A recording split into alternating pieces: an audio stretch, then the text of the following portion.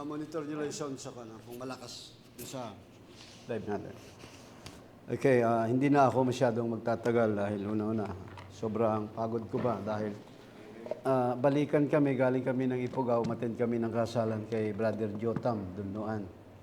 And then, travel kami ay alas 5:30 ng madaling araw, noong araw ng Friday. And then, bumalik kami kahapon. Malis kami ron ay alas 3 ng hapon, pero nakarating kami rito ay alas 2 na ng madaling araw. Hindi rin biro yung travel dahil una, pagod, at bukod doon ay malayo rin talaga siya. Actually, yung travel niyan ay 9 hours. Straight yun straight ng pagdadrive para makarating lang. So, napakaganda nung kasalan at talagang lahat naman kami ay na-enjoy bukod sa saganang pagkain. Dahil pagdating sa ganyan, sa lugar dyan, parang dito rin sa lugar ng Batangas na mga 17 baboy lang naman yung pinakatay. So dito naman ay malaki ang binibigay, pero doon ay bahala ka kung ano yung bibigay mo. Pero ang gusto kong talakayin dito ay bakit ba merong kasalang nagaganap dito sa lupa na mga pisikal na kasalan? At ang tao ay sino man ang nagkakasundo ay kailangan ikasal. At yan po ay, lahat po yan, ang kasalang yan ay merong spiritual na application sa buhay natin. Dahil ang unang in-institute ng ating Panginoon dito sa lupa ay ang marriage. Kaya merong mystery of marriage. May hiwaga ang pag-aasawa. Basahin po natin sa Genesis 1:26 up to 1:28. Ito po ay regarding po sa kasalan na naganap dito sa lupa nang ang tao po ay likhain ng Diyos. Sabi rito, and God said, let us make man in our image after our likeness, and let them have dominion over the fish of the sea, over the fowl of the air, and over the cattle, and over all the earth, and over every creeping thing that upon the earth. So God created man in His own image, in the image of God created He him, male and female created He them. And God blessed them, and God said unto them, be fruitful and multiply, and replenish the earth, and subdue it, and have dominion over the fish of the sea, over the fowl of the air, over every living thing that moveth upon the earth. Pagpalain ng Diyos ang pagkakabasa sa Kanyang banal na salita. Ito po yung kauna-unahang in-institute o itinatag ng ating Panginoong Diyos dito sa lupa na ang marriage, ang purpose ng marriage ay magparami, mga kapatid. So, saan manggagaling ang mapapangasawa ni Adan? Remember na merong dalawang gender si Adan, isang masculine at isang feminine gender. Yung masculine ay katangian ng isang lalaki at yung feminine gender ay katangian ng isang babae. So, kailangang ilabas buhat kay Adam yung feminine gender. So, noong siya po ay tinurukan ng anesthesia ng ating Panginoon, and then pagkatapos ay inilabas po yung babae. Puntahan natin sa Genesis chapter 2, verse 21. Ito naman yung kauna-unahang operasyon na nangyari dito sa lupa. And the Lord God caused a deep sleep to fall upon Adam, and he slept, and he took one of his ribs, and closed up the flesh instead thereof. Anong nangyari po, mga kapatid? Pinatulog ng mahimbing. Hindi kawasang himbing ng tulog ang naranasan ni Adam. Meaning, yan po ay clinically dead. Na-experience ni Adan ang mamatay. Para lamang po kunin sa kanyang tadyang, isa sa kanyang bahagi ng tadyang, yung pong kanyang magiging partner. Aalisin yung feminist gender sa kanyang pagkatao, at ito ngayon ang gagawing babae, woman. And verse 22, and the rib which the Lord God had taken from man made he woman and brought her unto the man. So, yung woman ay galing sa womb of a man. Kaya tinawag siyang woman. Galing po sa womb of a man. Galing sa tadyang. Kaya bahagi ng tadyang ang babae, mga kapatid. Kaya nga, nasabi and then ito'y dinala dun sa lalaki. And Adam said, this is now bone of my bones and flesh of my flesh. She shall be called woman because she was taken out of man. Yan po ang ibig sabihin niyan, woman. Galing po siya kinuha siya sa babae, woman. And therefore shall a man leave his father and his mother, he shall cleave unto his wife, and they shall be one flesh. So, ano po ang nangyari? Ang sabi riyan, nagpropesiya si Adam, sabi niya, this is my bone of my bone and flesh of my flesh. And sabi riyan, and they shall be one flesh. Sila ay magiging isa na lamang. Aalis po sila. Normally, ang pagiging pag-aasawa ay humihiwalay talaga sa kanilang magulang. Yan po ang purpose ng Panginoon. Para ano? Magtayo sila ng sarili nilang pamilya. Bubuo sila. Hindi pwedeng mananatili sa sambahayan ang mag-asawa. Siguro sa umpisa, pwede naman. Pero hanggat maaari ay dapat meron silang sariling tahanan kahit maliit lamang. Bakit? Kailangang i-exercise ng lalaki ang kanyang kapangyarihan, power and authority over the woman. Siya yung provider ng lahat. Siya yung magbibigay ng discipline.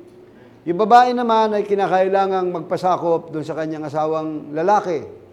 Ngayon, kung nandiri yan ang magulang, ano ang tendency? Makikialam ang mga magulang sa pagsasama, lalo na pag merong hindi pagkakaunawaan at maging sa pagdidisiplina ng bata ay nakikialam ang mga lola dahil kalimitan ay kinukonsinti nila ang kanilang mga apo, kaya ang nangyayari ay hindi nagiging maayos. Kaya, the two shall become one flesh, yun ang sabi ng Bible. At sila ay hihiwalay. Ngayon, sa kanilang paghihiwalay, mga kapatid, magbubuo sila ng isang pamilya. Na ang layunin ng Diyos, sila ay magpaparami ng anak na lalaki at anak na babae ng Diyos. At ang sabi ron, let have domain, kalatan niyo ang buong lupa, magpaparami kayo. Yun po ang purpose ng Diyos kung bakit nilikha ang mga tao. Na magparami ng anak na babae at anak na lalaki ng Diyos. Ngayon, yan po ay physical. Pag-uusapan natin ay pagdating sa spiritual na kalagayan. Kasi natural types of spiritual. Lahat ng nangyari sa Bible na natural, yan po ay tipo ng spiritual. Kaya nga ang Biblia, mga kapatid, it's a book of redemption.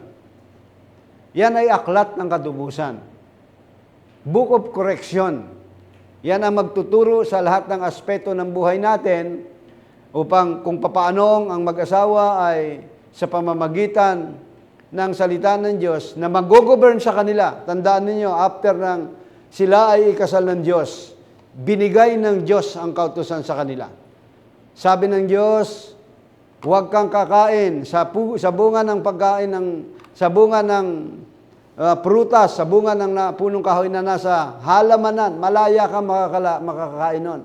But the fruit of the tree of knowledge of good and evil, thou shalt not eat of it, because thou shalt eat, thou shalt surely die.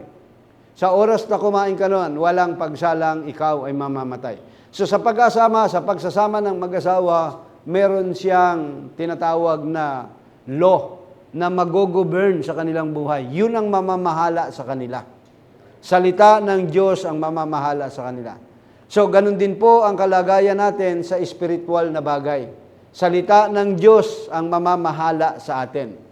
Hihiwalay tayo, mga kapatid. Hihiwalay tayo sa takbo ng sanlibutan ito at tayo ay makikipagkasal sa ating Panginoong Kristo. Naranasan ni Adan ang siya ay mamatay, clinically dead, mga kapatid.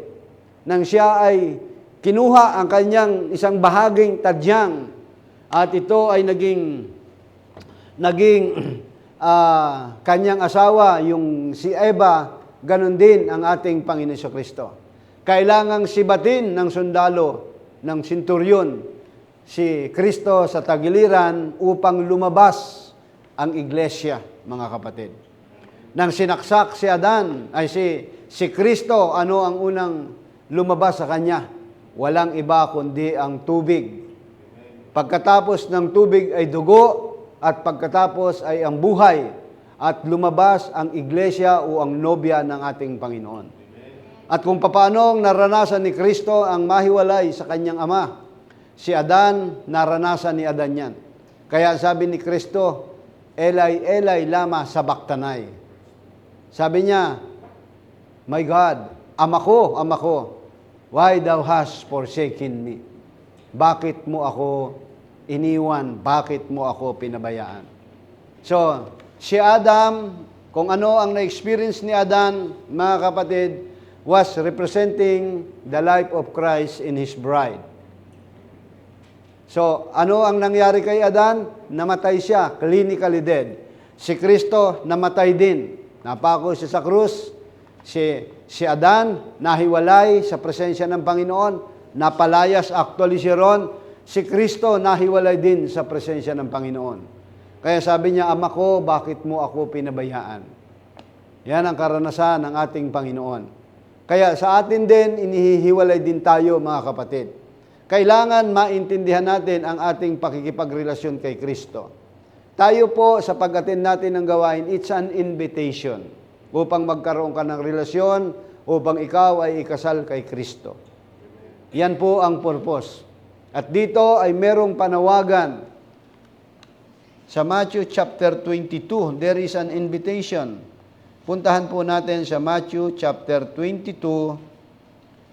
Basahin natin sa verse 1. And Jesus answered and spake unto them again by parables, and said, The kingdom of heaven is like unto a certain king which made a marriage for his son.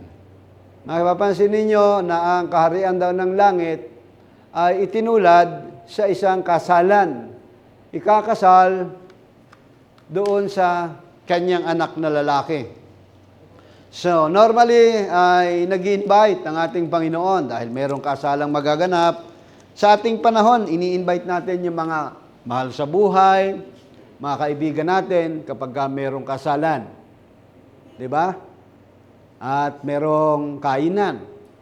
Sa spiritual, dapat nag-invite din tayo ng mga mahal natin sa buhay, ng mga kaibigan, dahil merong spiritual na kainan. And then, sabi ng verse 3, And sent forth his servant to call them that were bidden to the wedding, they will not come. Nang sinugo ang kanyang mga alipin at inanyayahan sa piging ng kasalan, ayaw silang magsidalo. Again, he sent forth other servants, saying, Tell them which are bidden, Behold, I have prepared my dinner, my oxen, my fatling are killed, and all things are ready, come unto the marriage. Sa panahon natin ngayon ay nakahanda na ang piging ng kasalan. Sa tuwi na ang Diyos ay merong invitation. Pero ang parabolang ito, ang unang tinutukoy dito, ang ini-invite ng kasalan ay walang iba kundi ang bayang Israel. Supposed to be sila ang asawa ng Panginoon sa katuwiran at sa kabanalan. Pero mapapansin natin dito kung ano ang kanilang pangangatwiran at siya ring pangangatwiran ng mga mananampalataya sa huling panahong ito. But they made light of it and went their ways, one to his farm, another to his merchandise. Sa verse 5. Ano ang kanilang pagdadahilan? Hindi nila pinapansin, kundi sila ay nagpunta sila sa kanilang bukid, ang iba ay sa kanilang mga kalakal. Merong merchandise. And the realm took his servants and entreated them spitefully and slew them. Hindi lamang nila dinuhagi, hindi lang nila ginulpe, kundi pinagpapatay pa nila. Yan ang ginawa ng bayang Israel sa mga propeta ng Diyos. Kaya yan ang sinasabi ni Kristo. Makailang ulit ko kayong tinipon sa ilalim ng aking pakpak, katulad ng inahing manok. Sinugo ko ang mga propeta sa inyo, pero pinagpapatay nyo. Mula kay Zacarias hanggang kay Barakias na hanggang ngayon, sabi niya. So, yung mga propeta ng Old Testament, pinagpapatay nila. Sila yung sinusugo ng Panginoon upang mag-invite ng Panginoon ng isang kasalan. Nung ginawa nila kay Isaiah, biniti nila ng patiwarik at nilagay nila buhat dito pataas. Ganyan ang mga karanasan ng mga propeta, na sa tuwina ay nag-i-invite lamang naman ang Panginoon ng kasalan. Datapat ang hari ay nagalit at sinugo ang kanyang mga hukbo at pinuksa ang mga mamamatay taong iyon at sinunog ang kanilang bayan. Na magkagayoy sinabi niya sa kanyang mga alipin na handa ang kasalan, ngunit hindi karapat-dapat ang mga inanyayahan. Magsiparoon kayo sa mga likuang lansangan at anyayahan niyo ang piging ng kasalan at lahat ng mga sumpungan. At nagsilabas sa mga aliping yaon sa mga lansangan at kanilang tinipong lahat nilang nasumpungan. Masama at mabuti at napuno ang panauhin ng kasalan. Pero bago natin yan binasa, ay meron kayong nabasa dyan, na sabi riyan ay sinugo at sila ay anong nangyari sa kanila? Sila po ay sinunog yung kanilang bayan, pinuksa ang mga mamamatay taong yan. Kailan nangyari yan? Sa panahon ni na General Titus, mga kapatid. Yan po ang nangyari dahil sa ginawa nilang pagtanggi sa invitation ng kasalang espiritual sa ating Panginoong Jesucristo. At ang sabi rito, sabi riyan, masama at mabuti, and then napuno. Sabi riyan, and the wedding was furnished with guests.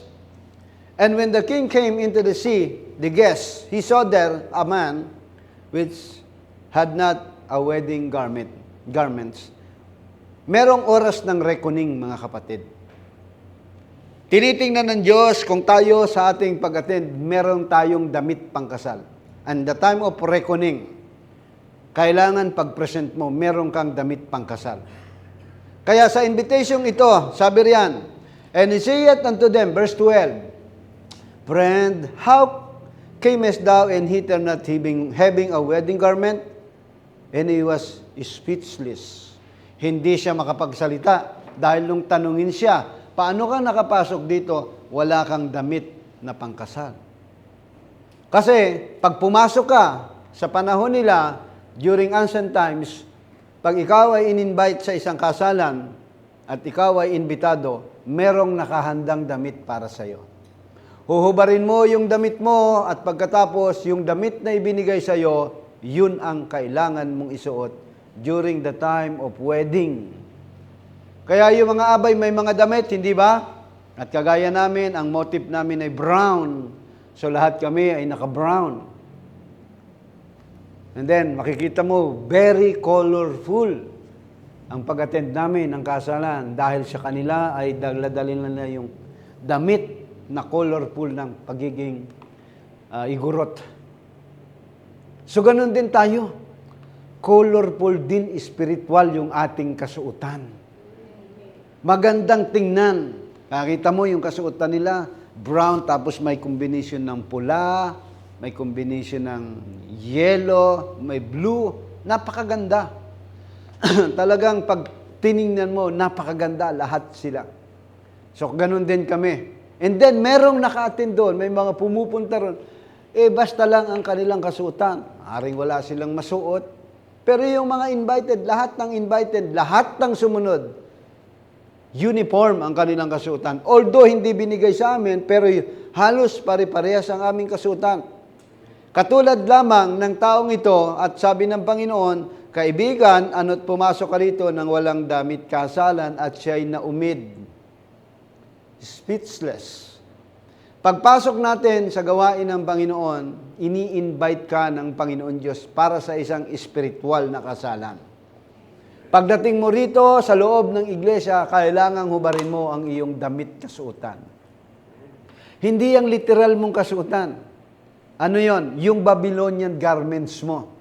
Yung daladala mo habang nanduroon ka sa sanlibutan, unti-unti pagdating dito ay huhubarin yan. Lilinisin ka sa pamamagitan ng pangangaral na maririnig mo. Unti-unting aalisin. Ano yung mga kasuotan natin? Yung pagiging self-righteous natin. Kasi yung self-righteous natin, hindi yan ang righteousness ng Panginoon. Kaya ang sabi ng Roman chapter 3 verse 23, walang umabot sa kaluwalhatian ng Diyos. Walang umabot sa righteousness of God, mga kapatid. Bakit? Dahil ang tao may sarili siyang katuwiran. Remember, after the fall, nagdamit si Adam ng fig tree na kanyang itinahi. Yan ang tao ngayon.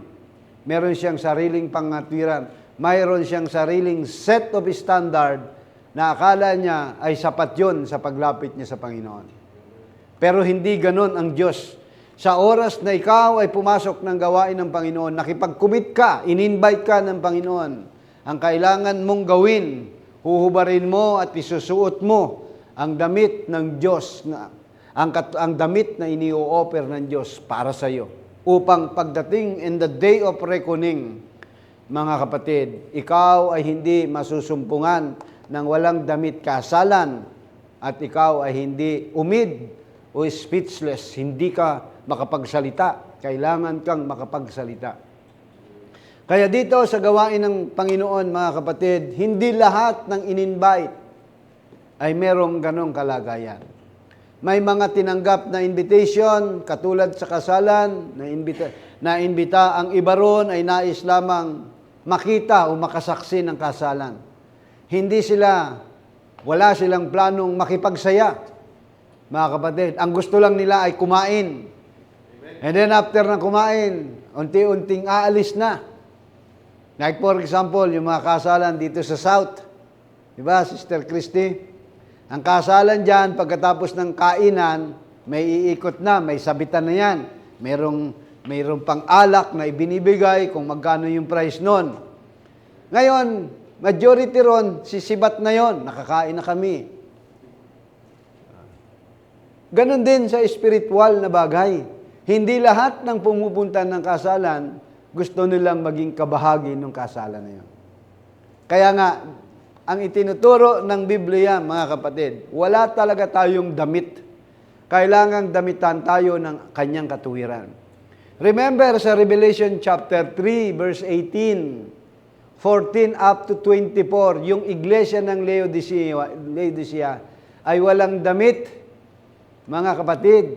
Siya ay bulag, maralita, hindi mo nalalaman na ikaw ay hubad.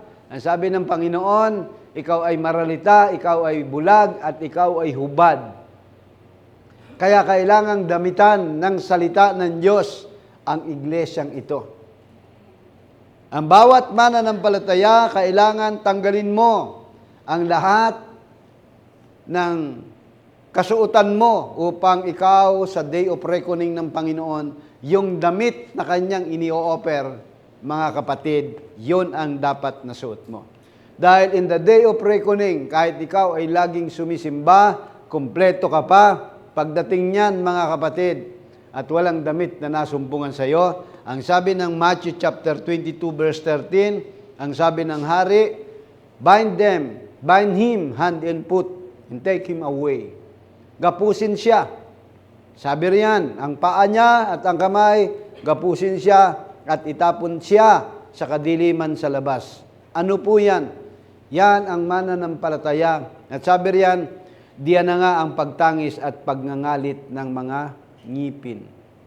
Meaning, ang isang mananampalataya, papasok siya sa great, o ang isang Kristiyanong nagsasabi siyang Kristiyano ay papasok sa great tribulation period. Dakilang kahirapan. Bakit? Dahil wala siyang damit kasuotan, mga kapatid. Kaya napaka-importante na meron tayong damit na pangkasal. At yun ay isinusuot dito sa loob ng iglesia. Kaya nga, ang obligasyon po namin ay ganito po ang sinasabi sa aklat ng Efeso.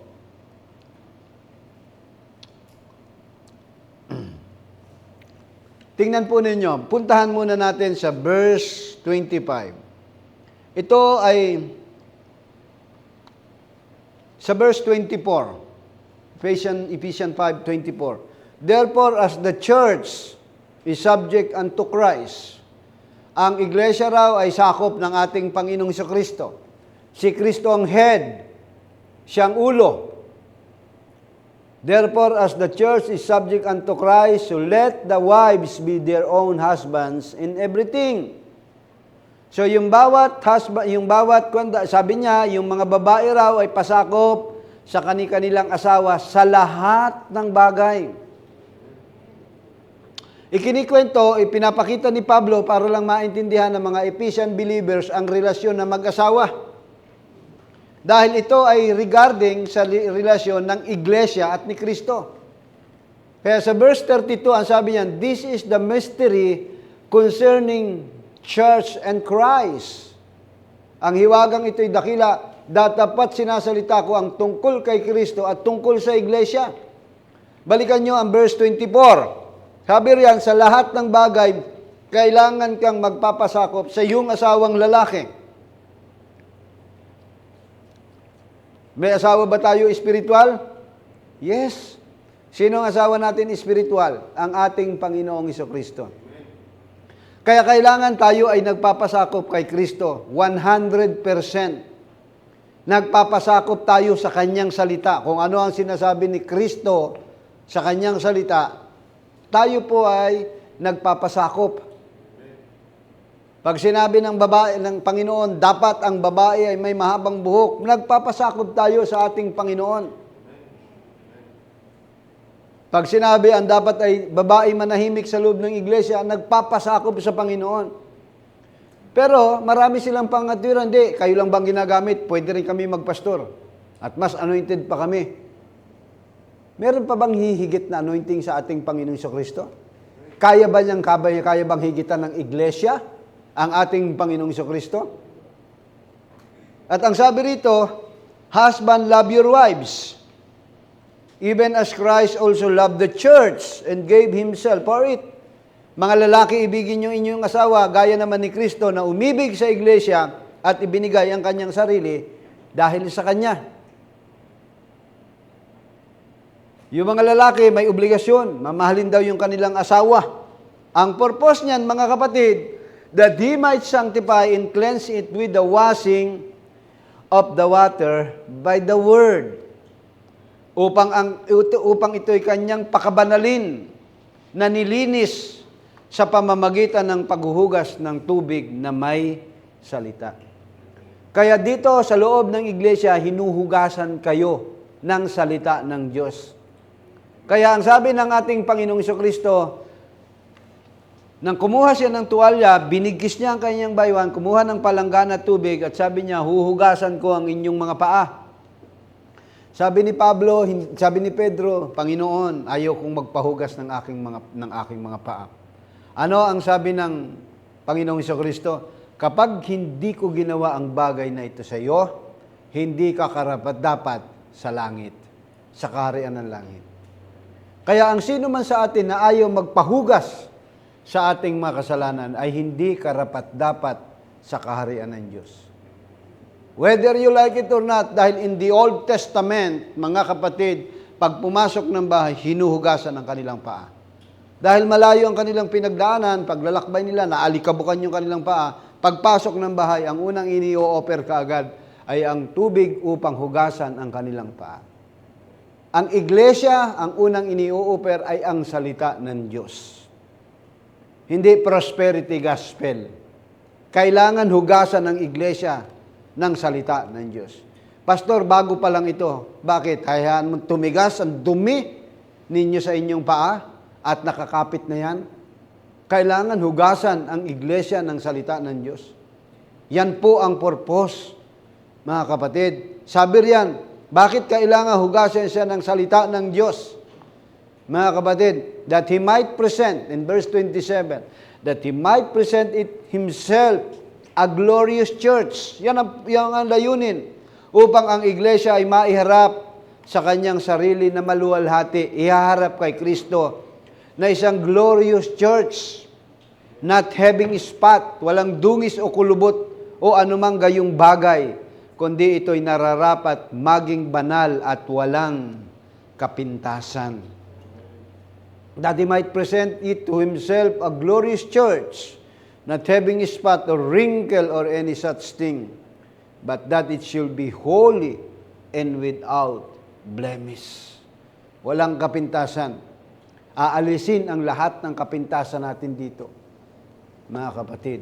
Tatanggalin ang lahat ng kapintasan natin sa pamamagitan ng salita ng Diyos. Dahil yan ang refleksyon, yan ang salamin ng buhay natin, ang salita ng Diyos. Ang salita ng Diyos ang magsasabi kung ano ang nilalakaran mo, ang salita ng Diyos ang magsasabi kung ano ang ugali mo, kung ano. At kung ikaw ay kumikilala sa iyong asawang lalaki kay Kristo, susundin mo ang kanyang salita upang ikaw ay malinis, maiharap na isang dalagang malinis, without wrinkle, without spot. Yan po ang layunin ng Diyos. Kaya hindi tayo nandirito sa loob ng iglesia para magparamihan. Nandirito tayo para linisin tayo sa lahat ng ating karumihan. Araw-araw narurumihan tayo.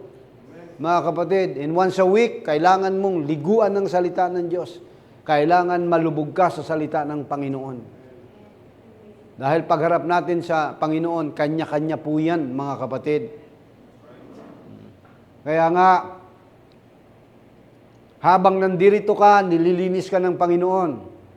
Nagiging makinang ka sa kanyang harapan. Lumiliwanag ka. Di ba yan ang sabi ng Matthew chapter 5? Puntahan natin ang Matthew chapter 5, verse 14.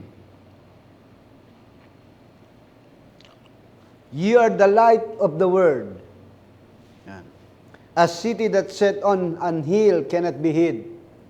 Tayo ang ilaw ng sanlibutan. Isang bayan na natatayo sa ibabaw ng isang bundok ay hindi natatago. But in reality, si Kristo yung ilaw ng sanlibutan. Amen? Wala naman tayong sariling liwanag. Tayo ay nagre-represent lamang ng liwanag ng ating Panginoon. Dahil yung araw ay si Kristo, yung moon ay ang church o ang bride of Christ. At ang araw ay nagbibigay ng liwanag sa buwan, kaya merong liwanag ang buwan. Alam niyo ba yon? Na yung liwanag ng buwan ay reflection lamang galing sa araw. At ang iglesia walang sariling aral. Aral ni Kristo ang dapat marinig sa loob ng iglesia. Para madalisay ang iglesia. Pero bakit kung minsan ay may tinatawag na full moon, half moon, first quarter, second quarter, third quarter, at yung buwan ay kalahati lamang? Bakit hindi full moon ang nakikita sa buwan? Once a month lang. Bakit? Dahil nakaharang ang earth. Once na hindi humarang ang earth, makikita mo yung kabuuan ng liwanag ng buwan. Pero pag nakaharang ang earth, kaya makikita mo kapag nagkakaroon ng eclipse, nakikita mo yung buwan, kalahati hanggang totally lunar eclipse. Kapag nakaharang ang araw sa buwan, hindi liliwanag. Kapag sa buhay natin, kapag ang iglesia, ang bawat mananampalataya, nakaharang ang flesh, hindi talaga makita ang liwanag ng Panginoon sa atin. Kailangan mawala ang flesh, mawala yung earth, mga kapatid, para makita ang liwanag. Kaya sabi riyan, you are the light of the world. Kayo ang liwanag ng sanlibutan. Isang syudad na natatayo, isang bayan na natatayo sa ibabaw ng bundok na hindi kailanman pwedeng itago. Ang purpose pala, mga kapatid, itinataas tayo. Inilalagay tayo ng Diyos sa isang pedestal na kalagayan. Mataas ang kalagayan natin upang kayo, lahat tayo ay maging spectacle of this world o panoorin ng sanlibutang ito. Tayo ang magbibigay ng liwanag sa kanila. In the absence of light, darkness set in. Kung wala ang liwanag sa atin, ang kadiliman, mga kapatid, ang papasok at ang kukontrol sa atin. Kaya ano ang sabi ng ating Panginoon Jesucristo? Kung madilim ang inyong puso, kung madilim ang inyong mata, ibig sabihin yung pagkaunawa sa salita ng Panginoon, gaano pa kaya kadilim ang puso ninyo? yung eye of understanding natin sa salita ng Panginoon. Kaya ang sabi ng Biblia, hayaan mong akayin ng bulag, ang kapwa niya bulag, pareha silang mahuhulog sa hukay. Anong pagkabulag yan? Spiritual blind, mga kapatid.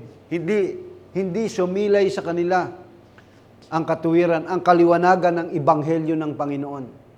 Mayroong mga tao na sa kabila ng invitation na ginagawa ng Panginoon, pero ang kaliwanagan ng Ebanghelyo ay hindi sumilay sa kanila. At ang sabi ni Pablo, shining in their hearts dapat magliwanag sa puso natin ang salita ng Diyos. At dahil tayo po ay ilaw ng sanlibutan, sabi ng Biblia sa verse 15, Matthew 5:15, neither do men light a candle and put it under the basel, but on a candlestick, and it give light unto all that are in the house. Hindi rin pinagniningasan ng isang ilawan at tinilalagay sa ilalim ng takalan, kundi sa talagang lalagyan ng ilaw at lumiliwanag sa lahat ng nasa bahay. So nasa mataas talaga tayo. Ilawan ka eh. Nasa taas ka para maliwanagan ang lahat ng yan. Let your light shine before men, that they may see your good works and glorify your Father which is in heaven. Liwanagin natin gayon ang ating ilaw sa harap ng mga tao para pag nakita nila, ang sabi ng Bible, luluwalhatiin nila ang ating Panginoong Diyos, ang ating Amang nasa langit. So, ito ay isang invitasyon. Yan po ang purpose.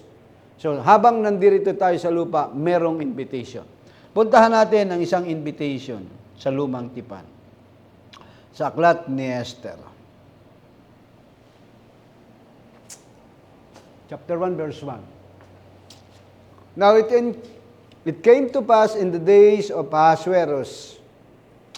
This is Ahasuerus which reigned from India even unto Ethiopia, over 107 and 20 provinces. 127 provinces ang sakop ng kaharian ni Haring Ahasuerus.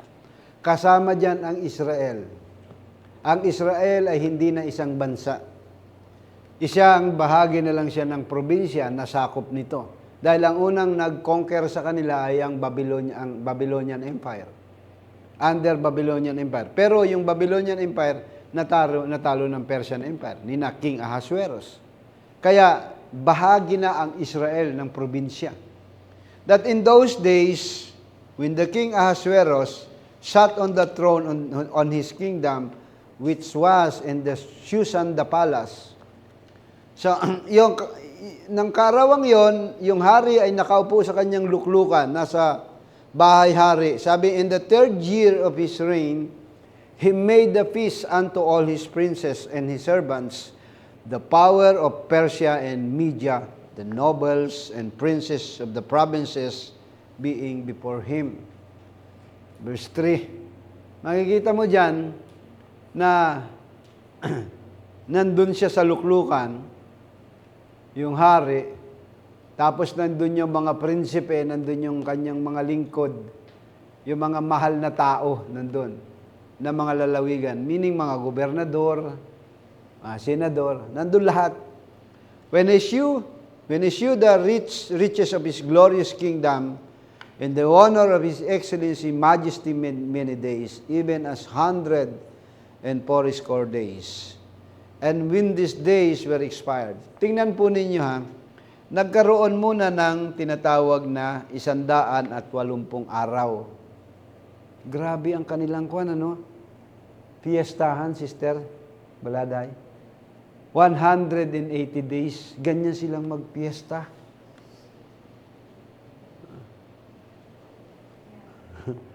Bukod pa doon sa 7 araw na piestahan. Lahat ito, 180 days. Nandun lahat sila. Andun yung kanyang mga bisita. And then, and when these days were expired, gumawa siya ng fiesta. And the king made a feast unto all people that were present in Shushan the palace, both in great and small, 7 days in the court of the garden of the king's palace. Saan niya yun yung kasunod na fiesta? Doon na lamang sa garden. doon sa kanyang palasyo, doon sa looban ng kanyang kaharian. Hindi na doon sa kabuuan ng 127 provinces. Tapos na yon, yung 180 days, nakainan, inuman. Ngayon naman ay 7 araw naman, doon na lamang sa palasyo. At piling-pili na yung mga nandoon sa palasyo na yon. And verse 6, ito yung kalagayan niya, where were white, green, and blue hangings fastened with cords and fine linen, and purple to silver rings and pillars of marbles. The bells were of gold and silver upon the pavement of red and blue and white and black and marble. Yan yung diniscuss kong mga bato noong sa Revelation chapter 21. At hindi ko na muna ipaliliwanag. Sa susunod ko ipaliliwanag. Kasi yan ay spiritual type sa atin. And they gave them drink in vessels of gold, the vessels being diverse one from another, and royal wine in abundance according to the state of the king. Pansinin po ninyo, mga inumang sisidlan ng ginto, di ba? At saganang alak ayon sa kasaganaan ng hari. And the drinking was according to the law, none did compel, for so the king had appointed to all the officers of his house that they should do according to every man's pleasure. Hindi pilitan. Kaya sabi nila, walang pilitan. Of course. Pero merong invitation at hindi dapat pinipilit. Hindi ba? Pero makikita natin dito, mga kapatid, and also Vashti the queen made a feast for the woman and the royal house which belonged to King Ahasuerus. Merong 7 araw na piyestahan na nagaganap sa kaharian ni Ahasuerus. Pero si Vashti, nagkaroon din siya ng piyestahan doon sa bahay ng hari na si Haring Ahasuero. Isipin nyo yan. Sa aking sambahanan, dapat si Vashti ay susunod. Sa iglesyang ito ay merong piyestahan. Pero may mga Vashti na meron silang sariling kapiestahan. Nandyan din sila nakikipagpiging din sa inyo. Pero hindi nakikipagfiesta ayon sa kautusan ng haring si Ahasuerus o kautusan ng haring ating Panginoong Hesukristo. Ano ang magiging resulta nito nang sila ay magdaos ng kapiestahan? On the 7th day, when the heart of the king was merry with wine, he commanded Mehuman, Vista, Harbona, Bigta, Abagta, and Sitar. Ilan yan? 1, 2, 3, 4, 5, 6, 7, and Carcass. The 7 chamberlains that serve in the presence of Ahasuerus the king. Sa loob ng 7 iglesia ng kapanahunan, merong invitation. Nakuha nyo? Merong kasalang gagawin, merong handaang gagawin. May piyestahan. Kaya sa iglesia ng Efeso, Smyrna, hanggang Laodicea, merong handaan ang hari. May piyestang nagaganap. Kainan yan. Kaya lang si Ahasuerus, ay si Vashti, ay meron ding sariling piyesta. Mga kapatid, doon sa kanyang kaharian, merong 7 chamberlains representing 7 star messengers ng 7 church ages. And then, 11, to bring Vashti, sabi riyan, iniutos sa ng hari, sabi niya, to bring Vashti, the queen, before the king with the crown royal, to show the people and the princess her beauty, for she was fair to look on. Dalhin niyo rito si Vashti na may putong ng pagkarina sa harap ng hari upang ipakita sa mga tao at sa mga prinsipe ang kanyang kagandahan sapagkat siya ay may magandang anyo. Sa 7 araw ng kapiestahan, ipinatawag si Vashti, putungan niyo ng korona at aking i-represent ang kagandahan ito. At sabi ng propeta, ang Pentecostal, ang type ni Vashti, na dapat i-represent sana ng Panginoon ang Pentecostal bilang asawa ng ating Panginoon. Pero mayroon siyang sariling piyestahan. May sarili siyang handaan sa loob ng iglesia. Mayroong sarili siyang aral. Yan ang Pentecostal. At masaya rin sila. Nag-aawitan sila ng mga magagandang awitan. Mga kapatid. And then, verse 12, but the Queen Vashti refused to come at the king's commandments by his chamberlains. Therefore was the king very wroth, and his anger burned in him. Nagalit siya dahil yung si Vashti, Reyna Vashti, si Queen Vashti, ay tumanggi na pumunta rin sa utos ng hari. Yan ang nangyari sa Pentecostal. Hindi sila nag-progress. Ang kanilang pinananganan ay ang alin? Ang gifts, restoration of the gifts. Marunong silang mag-speaking tongue, nakapagpapagaling na sila.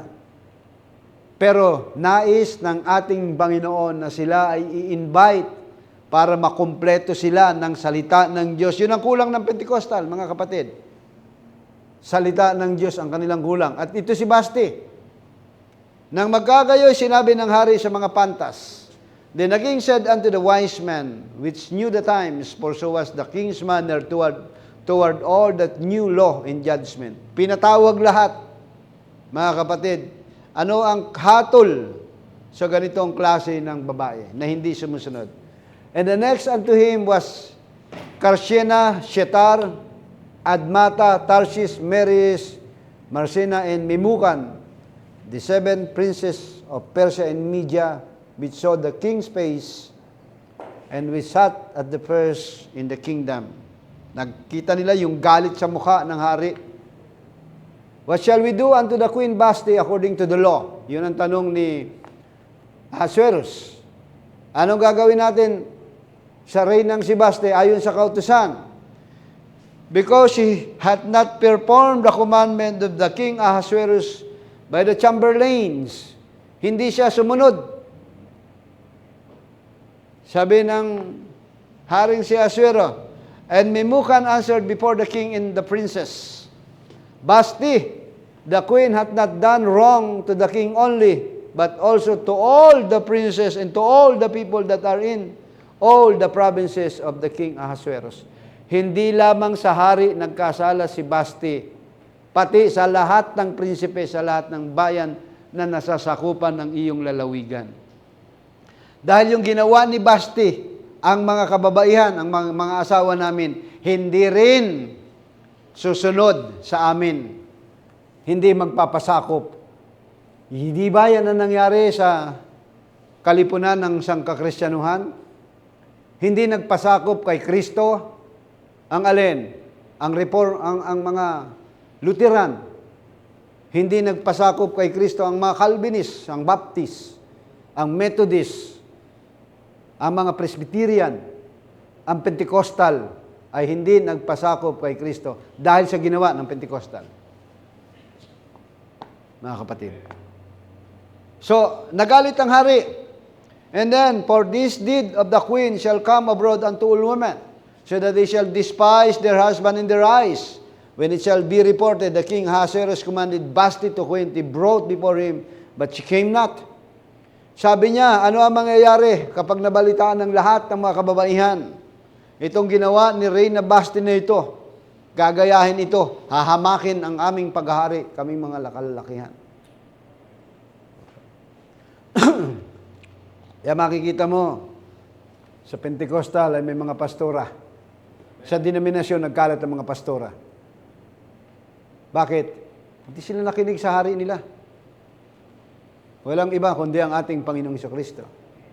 Karoon sila na sariling piging. And likewise shall the ladies of Persia and Media say this day unto all the king princes, which have heard of the deed of the queen, shall there arise too much contempt and wrath. Sabi niya, yung ginawa niya ay magdadala ng maraming pagkapahamak at pagkapuot. Sabi ng kanilang batas, kung kalulugdan ng hari, sa verse 19, If it please the king, let there be a royal commandment from him. Kung kalulugdan ng hari, maglabas ng utos ang hari sa ganang hari at isulat sa mga kautusan ng taga-Persya at ng Medo upang huwag mabago na si Basti ay huwag nang pamaroon sa harap ng hari at ibigay ng hari ang kanyang kalagayang reyna sa iba na mas maigi kaysa sa kanya. At sa pagkapasya ng hari na kanyang isasagawa ay mahahayag sa lahat niyang kaharian sapagkat dakila lahat ng babae ay magbibigay sa kanilang mga asawa ng karangalan sa mataas, gayon din sa mababa. At ang sabi ay nakalulugod sa hari at sa mga prinsipe at ginawa ng hari ayon sa salita ni Memucan. Ano ang nangyari? Tanggalin si Basti sa pagiging reyna upang hindi siya pamarisan. Mga kapatid. And then, sa verse 22, kaya from Ephesian Church until ng Laodicean Church, ang panahon ng Pentecostal time, Pentecostal era, lahat po yan ay nireject ng ating Panginoon. Dahil hindi sila sumunod, hindi sila naging spiritual na asawa ng ating Panginoon. Ngayon, sa bride age, ito yung ating panahon. Tayo ay nasa panahon ng bride age. We are living in the bride age. Kala ko nasa Laodicean tayo. Dapat wala ka na sa sistema ng Laodicea. Dapat nasa bride ka. Although nasa panahon ka at nabubuhay ka sa panahon ng Laodicean church. Pero dapat hindi ka sakop ng Laodicean church. Dapat nasa bride age ka. Dahil ang Laodicean church is a lukewarm church. Meron kang sariling pangangatwiran. Bulag ka, hubad ka, aba ka sa harapan ng Panginoon. Dahil kung ganun ang kalagayan mo, nananatili ka sa kalagayan ng Laodicean church. Kung ikaw ay nasa bride, iba na ang kalagayan mo.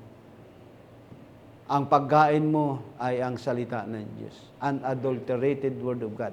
At ang salitang kinakain mo, yung unang mana na inahulog galing sa langit, na ipinatabi kay Moses, ito ang magiging pagkain nyo sa habang panahon. Ano yung aral na kinakain natin? Apostolic doctrine. Mga aral ng mga apostol. At malalalim na bagay na niliwanag ng propeta ng Diyos sa ating huling kapanahonan.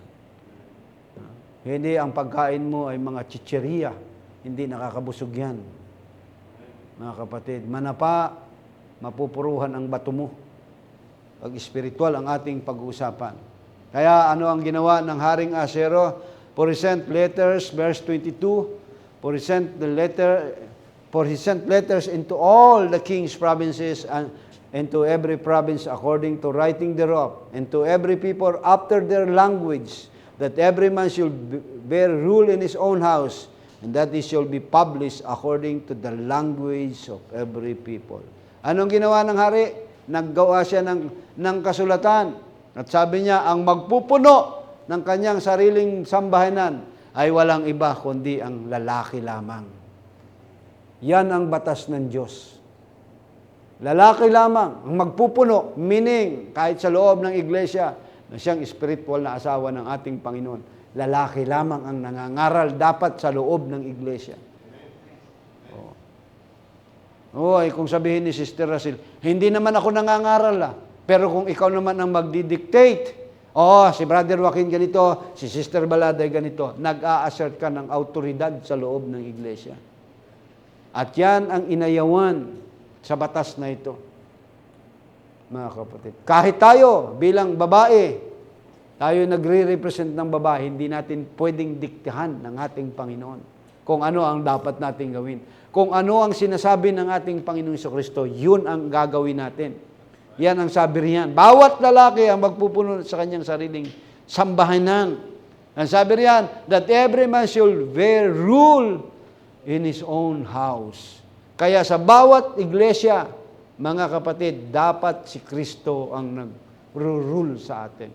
Ang salita ng Diyos ang nag-rule sa atin. At pinawi ng batas na ito ang galit ni Ahasuerus. And verse 1 ng chapter 2, after these things which the wrath of the king Ahasuerus was appeased, he remembered Vashti and what she had done and what was decreed against her. Napayapa na yung hari, mga kapatid. Then said the king's servant that ministered unto him, let there be fair young virgins sought for the king. Meron na namang imbitasyon na magkagayoy, sinabi ng mga lingkod ng hari na nagsisipaglingkod sa kanya, ihanap ng magagandang batang dalaga ang hari. At maghalal ang hari ng mga pinuno sa lahat ng lalawigan sa kanyang kaharian upang kanyang mapisan ang lahat ng magagandang dalaga sa susan ng bahay ng hari, sa bahay ng mga babae, sa pamamahala ni Hegay na kamarero ng hari na tagapag-ingat ng mga babae at ibigay sa kanila ang kanilang mga bagay na kailangan sa paglilinis. 127 mga kapatid na mga kadalagahan ang nire-represent.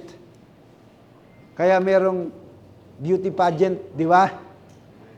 Doon ay meron ding beauty pageant. Lahat ng magaganda, dadalhin ngayon doon. Pero ang napili lang ng Chamberlain, 7 lang.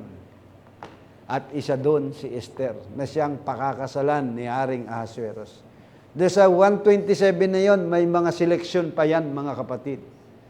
Kaya mapalad yung 7 napili na yon. Mapalad ang 7 iglesyang ng kapanahunan na pinili ng Diyos dahil sa iba't ibang kanilang katangian. Pero mas mapalad ang ating panahon na siyang type ni Esther, mga kapatid. Tuloy natin in verse 4. At ang mga dalaga, sabi niya, and let the maiden which please the king be queen instead of Vashti, and the thing pleased the king, he did so. Yan, sabi riyan, nalugod. Now in Shushan the palace, there was a certain Jew whose name was Mordecai, the son of Jair, the son of Shimei, the son of Kish, a Benjamite. Meron doong isang Hudyo na ang pangalan ay si Mordecai or Mardocheo. Itong si Mordecai, siya ay isa siya sa naging alipin. Siya ay anak ni Kish na Benjaminites, mga kapatid. Nadala siya ron dahil nung sila ay nakaptib ni King Nebuchadnezzar, kasama si Mordecai na nadala doon. At ngayon ay matanda na siya at ang magulang ni Esther, babasahin natin mamaya si Esther, namatay na. Kaya uli lang lubos na si Esther. Yun ang kanyang pangalan. Pinangalan ng Esther, ibig sabihin, star. Pero ang tunay niyang pangalan is Hadassah. At yan ang nag-alaga si Mordecai kay Esther. Kapatid, si Mordecai, sabi rito, nadala mula sa Jerusalem na kasama ng mga bihag na nangadalang kasama ni Jeconias na hari ng Huda na dinala ni Nabucodonosor na hari sa Babylonia. At pinalaki niya si Hadassah at sa makatwid bagay si Esther na anak na babae ng kanyang amain. So pamangkin niya si Hadassah o si Esther. Ang nagpalaki sa kanya ay si Mordecai. Sino ba ang nag-aruga sa atin, mga kapatid? Sino ang type ni Mordecai sa atin? Walang iba kundi ang banal na Espiritu Santo. Yan ang nag-aalaga sa iyo. Halimbawa, inaalagaan si Sister Jelay ni Sister Christy. Pinalaki siya, inaruga siya, hanggang siya ay lumaki na, mga kapatid. Pero, pagdating ng panahon, si Sister Jelay ay sumasagot-sagot na kay Sister Christy. Hindi na halimbawa sumusunod. Sana nga nasunod. Ay halimbawa inutusan. Halimbawa, si Sister Richie. Inuutusan niya si Sister Jelay maliit pa. Laging masunurin si Sister Jelay. Di ba masaya si Sister Richie? Tapos, halimbawa, dumating na yung panahon, malaki na si Sister Jelay. Inutusan siya ni Sister Richie. Mabuti pa nung bata ka pa, masipag ka pa, Jelay. Halimbawa lang ito, ha? Noon yun, bata pa ako. Kung halimbawa sabihin ng ganun. Kaya yan ang sabi ng Bible, grieve not the Spirit. Di ba? Ephesians chapter 4 verse 30. Grieve not the Spirit until the day of your redemption. Huwag niyong pigatiin ang Espiritu Santo hanggang sa panahon ng katubusan. Inalagaan tayo ng banal na Espiritu Santo, mga kapatid. Ephesians 4:30. Yan ang nagpalaki sa atin hanggang lumago ka spiritually. Kaya grieve not the Spirit. Grieve not the Holy Spirit. Huwag niyong pigatiin ang Espiritu Santo. Yan ang naglagay ng selyo sa atin. Tinatakan tayo para hindi ka magalaw. You are sealed until the day of your redemption. Kaya itong si Esther, makikita mo yung katangian ni Esther as a bride.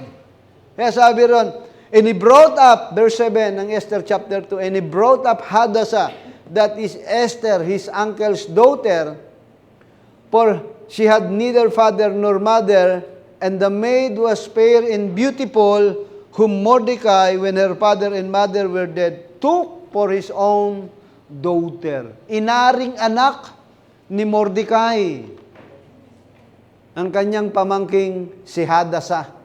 Siya ang nag-alaga rito. Di ba tayo ay ulila rin spiritually? Wala naman tayong relasyon sa Panginoon eh. Wala tayong magulang spiritual. Pero kinupkup tayo ni Mordecai. Inalagaan tayo ni Mordecai. In verse 8, so it came to pass, when the king's commandments and his decree was heard, and when the maiden were gathered together unto Shushan the palace, to the custody of Hegai, that Esther was brought unto the king's house, to the custody of Hegai, keeper of the woman. Itong si Hegai ang tagapag-alaga, mga kapatid, ng mga babae. And the maiden pleased him. She obtained kindness of him, and speedily gave her things of purification, which belong to her, and 7 maidens which were meet to be given her out of the king's house. And he prepared for her and his maids unto the best place of her house of the woman. Ano nangyari? At ang dalaga ay nakalugod sa kanya. Kanino? Kay Hegai, yung chamberlain. At nilingap siya at nagbigay siyang madali sa kanya ng mga bagay ukol sa paglilinis, pati ng bahagi niya at ng pitong dalaga na marapat na ibigay sa kanya na mula sa bahay ng hari, at inilipat niya siya at ang kanyang mga dalaga sa pinakamabuting dako ng bahay ng mga babae. 7 sila. 7 yung kasama niya, di ba? 7 yun. Ephesians hanggang 7 church, hanggang Laodicea. Si Esther ay yung bride. Mga kapatid, bride age. Hindi ipinakilala ni Esther ang kanyang bayan o ang kanyang kamag-anakan man, sapagkat ibinilin sa kanya ni Mardocheo na huwag niyang ipakilala. At si Mardocheo ay lumakad araw-araw sa harapan sa loob ng bahay ng mga babae upang maalaman kung ano ang ginagawa ni Esther at kung ano ang mangyayari sa kanya. Yan ang trabaho ng Espiritu Santo sa atin. Mga kapatid, ang Espiritu Santo ang gumagabay lagi sa atin. Inaalam ng Espiritu Santo kung ano ang ginagawa natin araw-araw. Katulad ni Mordecai, inalagaan niya si Esther. At sino pa ang mga type ni Mordecai? Ang pastor, ang propeta ng Diyos sa ating huling kapanahunan. At nang sumapit na nga ang paghalihalili ng bawat dalaga na pasukin ng Haring Aswero, pagkatapos na magawa ayon sa kanya, ang ayon sa kautusan ng babae, na may 12 buwan sapagkat ganito nagaganap ang mga paglilinis na kanilang sa mga araw ng kanilang paglilinis sa makatwid bagay, 6 na buwan na may langis na mira at 6 na buwan na may mainam na pabango at ang mga bagay na ukol sa paglilinis ng mga babae. Bali 12 months or 1 year, mga kapatid, na ang ginagawa ay for purification. Masakit yun, yung lalagyan ka ng langis na may mira sa loob ng 6 na buwan. Saan ba ginagamit yung mira? Pang-imbalsa mo yan eh. Di ba may batong mira? Yun yung inilalagay doon sa langis. Para yung mga libag mo, yung mga buni, yung mga an-an mo, maging makinis ka. Di ba ang mga kababaihan, ano ang ginagawa ng mga kababaihan? Bumibili ng whitening soap para maging maputi sila. And then, pagkalipas ng mga ilang linggo, ilang buwan, makinis na yung kanilang mukha, di ba? Pero matagal yun. Yung iba ay ang gamit nila, instant, ang kikinis ng mga mukha. Sa ay lang yun. Artificial intelligence. Pero pag nakita mo sa personal, hindi naman ganun. Di ba? Kaya mandaraya ang mga tao ngayon, sa panahon ngayon. Pero ang mga tunay na Kristiyano, dumadaan yan sa tamang proseso. Dahil si Esther ay dumaan sa tamang proseso. Ano ang ginawa kay Esther? 6 months with oil of myrrh. Masakit yun, mga kapatid, para mawala lamang yung kanyang mga impurities ng kanyang buhay. Ganon ang ginagawa sa atin. Then, 6 na buwan na may mainam na pabango.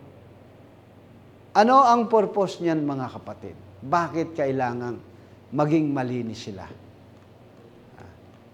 Ano ang purpose? Dahil sisipingan sila ng hari. Kapalit ni Basti. So, alam nga naman na pag dinala mo yan doon sa hari, mabaho yan. Kaya kailangan makinis na makinis siya at pag iniharap siya sa hari, mga kapatid, ay katanggap-tanggap, presentable. Kaya inaalis lahat ng karumihan. Ganon ang ginagawa ng banal na Espiritu sa atin. Lahat ng karumihan, inaalis yan sa atin. Ipipresent na tayo sa ating Panginoong Jesucristo. Kaya ang sabi ng Ephesians 5:26 na binasa natin kanina, you are washing by the water of the Word. Salita ng Diyos ang ipanglilinis sa iyo.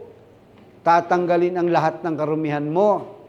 At yung babae ay kailangang hugasan, si Esther, 12 months kailangang hugasan para ihaharap siya doon sa bahay ng hari. Sa hari mismo, mga kapatid, dadalhin siya rin sa hari. At nagustuhan actually si Esther, hindi pa nga siya pinapatawag, pinasok na niya eh. At ibinaba yung setro sa kanya. Sabi sa kanya, ano ang nais mo, mahal na reyna? Dahil nakita niya yung kagandahan ni Esther. Bakit kailangang dumaan sa ganong kalagayan ng babae? Alam niyo ba na ang mga babae ay mas mabaho sa lalaki? Agree ba kayo dyan? Ang babae, mas kailangan maglinis, maligo, mas mabaho kayo sa lalaki. Pero ang iglesia ay sumisimbolo ng babae. Kaya kailangan ang iglesia ay mahugasan. Dahil mabaho ang iglesia. Ano ang panghugas sa babae? Salita. Anong panghugas sa iglesia? Salita ng Diyos. Ephesians 5:26. That He might, ano ang sabi riyan? You are washing by the water of the Word. Pag ang iyong kalapit ay mabaho, iwan ko lang kung kaya mong tumagal sa 1 oras, tapos nasa kulob kayo. 1 oras yun, mahaba na yun, baka 5 minutes lang, talagang hindi mo nakakayanin, di ba? Ganon din sa harapan ng Panginoon. Ikaw ba nag-toothbrush? Siyempre, para maging mabango ang bibig mo, di ba? Naligo ka ba? Alam nga naman, ikaw ay nakikipag-ungungan na kausap mo, hindi ka man lang nagmumog sa umaga. O iba ang amoy, di ba? So, ganun din tayo sa ating Panginoon. Haharap tayo sa ating Panginoon, kailangan malinis. Kaya tayo, may mga karumihan tayo, nililinis tayo ng ating Panginoon. Mabaho tayo sa harapan ng Panginoon. Ano ang nagpapabaho sa atin? Yung mga kamalian natin, mga kasalanan natin.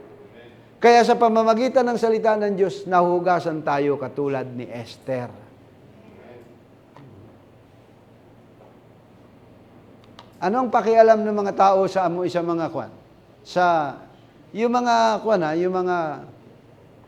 mga pakalat-kalat sa lansangan na may pasan-pasan kung ano-ano, tapos ang baho na nila, hindi naliligo. Wala silang pakialam, hindi ba? Amen. Hindi sila concerned sa kanilang katawan.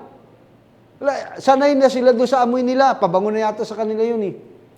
May dala silang basura, tapos naglalakad, hindi naliligo. Wala silang pakialam. May mga taong walang pakialam sa kanilang espiritual na kalagayan. na hindi nila nalalaman na sa harapan ng Diyos, mabaho sila. Hindi haharap ang Diyos sa ganun, sa isang mabahong tao. Mga kapatid. Ang gusto ng Panginoon, mabango ka. Spiritually, ang pinag-uusapan dito. At sa physical, ganun din. Kaya natural types of spiritual. Mga kapatid. Yung ating katuwiran, yan ang isang mabahong amoy sa harapan ng Panginoon. Kita mo yung panalangin ng mga righteous people? Ano sabi ng Biblia? Lilingapin ng Diyos yan. Mabangong samyong amoy yan. Kaya nga, pagpasok mo doon sa tabernakulo, pakilagay nga yung tabernacle in the wilderness. Pagpasok mo doon sa tabernakulo ng wilderness, mga kapatid, makikita natin doon sa labas ng duro na may tinatawag na brazen altar. Doon ay hinuhugasan yung redemption type and shadow ng duroon yun. So, doon sa labas, araw-araw, nagkakatay doon ng mga hayop. Kasi ang ginagawa ng mga tao ay may dala silang, kung mayaman, may dalang baka. Medyo may kaya sa buhay, kordero. Pag mahirap, pinakamahirap na, ay bato-bato. As in talagang mahirap na, may dala silang harina. Hindi pwedeng wala kang dalang handog sa Panginoon pagpunta mo ron. So bakit sila ay merong dala-dalang handog na doon? Nasaan na siya, Iman? At para ma-operate doon. Okay. Nakita mo, redemption, type in shadow of redemption. Para maipakita lang natin. So, lahat sila may dala-dalang handog doon. Ibibigay yun doon sa high priest. Ang trabaho ng high priest, yung handog na yon, siya ang magpapaslang noon. Papaslangin ng high priest yun, hindi sila. So, ihahandog nila sa Panginoon yun. Dahil araw-araw, ay maraming inihahandog, yung labas doon sa outer court, nakita nyo yung slaughterhouse, hindi maganda ang amoy, di ba? Malansa.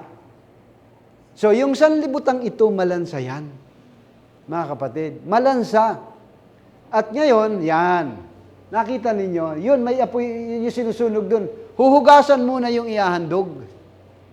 Tapos doon, susunugin doon yung handog. Pag pinaslang na ng high priest, ilalagay doon sa apoy yung kanilang handog. Pero nagkalat ang dugo, kaya nga, malansa yan. So, yung sanlibutang ito, malansa yan. Ikaw ay malansa sa harapan ng Panginoon. Inaring ganap ka pa lang.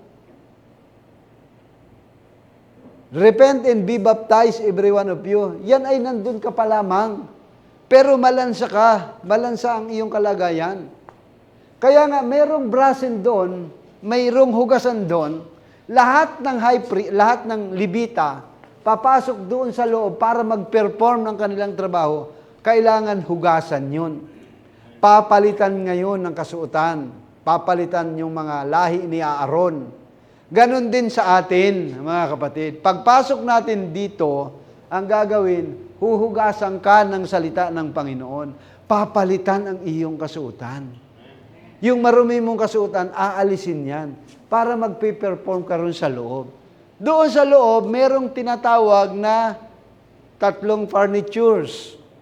Nandoon ang unang furnitures, yung candlesticks. Candlestick. Yan yung kaisa-isang source of light doon sa loob. Lalagyan ng langis yan. Okay. Tingnan mo nga doon sa ibasis. Kaya mong i-zoom pa yan. Sige nga, try mo nga ma-zoom yan. Hindi, yan pa rin. Yung kasunod niyan, I mean. Yung pinakang blueprint niya. Pindutin mo nga yung kasunod niyan.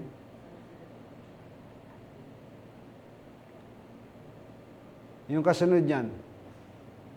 Di, yun na yun. Pero may kasunod kasi yan eh. Okay.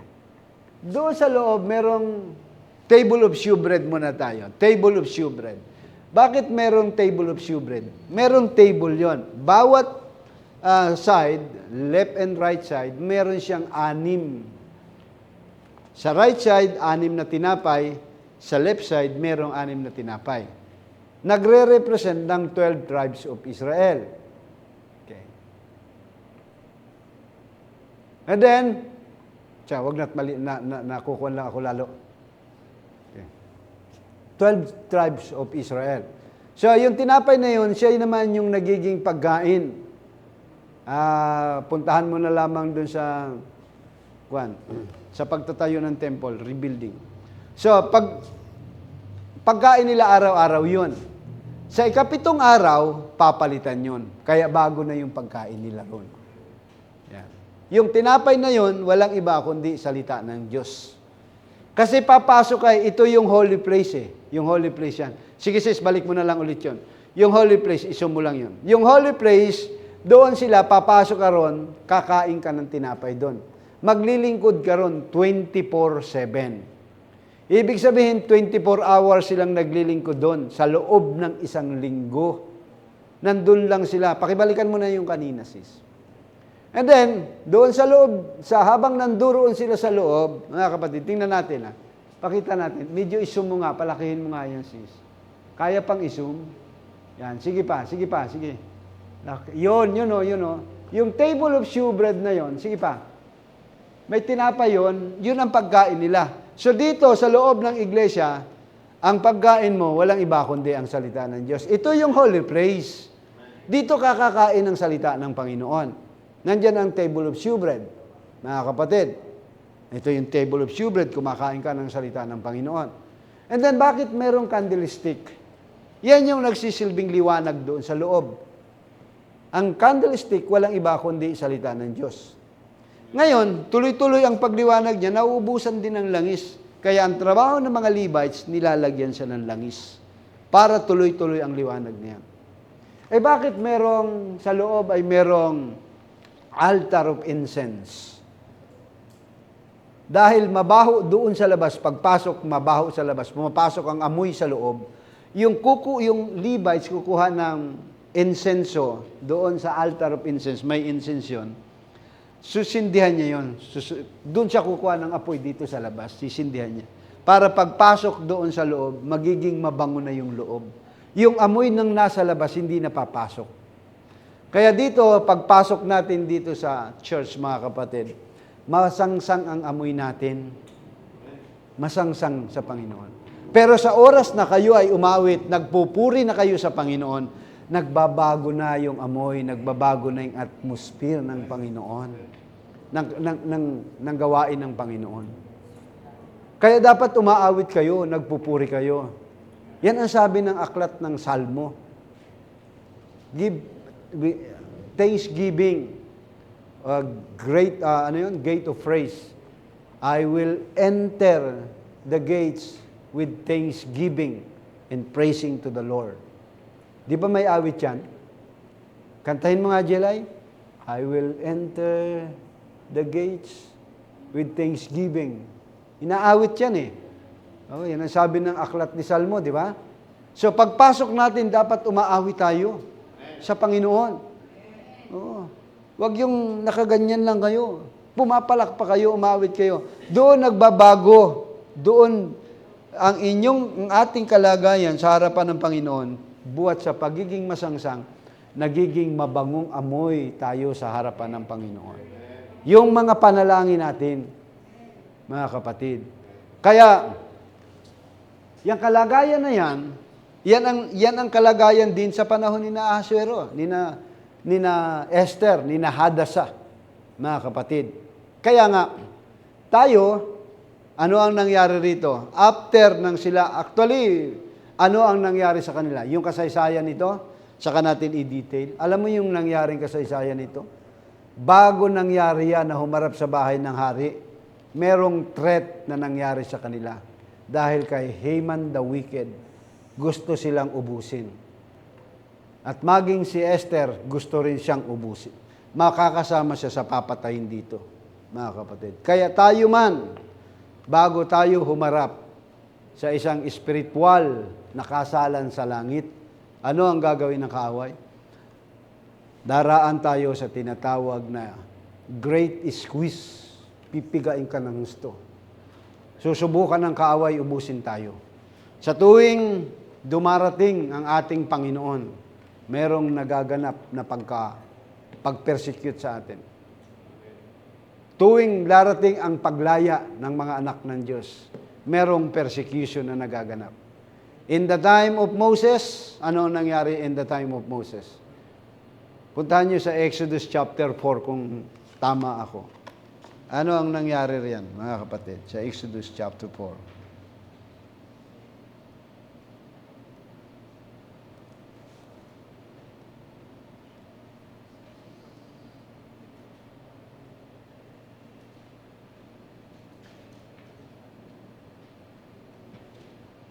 Hindi pa. Verse chapter 2. Yan. And there went a man of the house of Levi and took to wife a daughter of Levi. And the woman conceived and bare a son.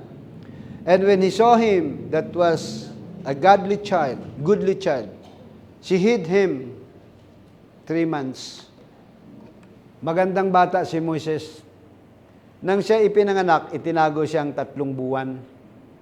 May decree kasi sa panahong ito na lahat ng mga Israel na manganganak, lahat yan kailangan silang patayin. Kasi ang dami nila. Sa Exodus chapter 1 verse 9 muna tayo. And he said unto his people, behold, the people of the children of Israel are more and mightier than we. Sobrang dami nila at saka magagaling sila, malalakas sila.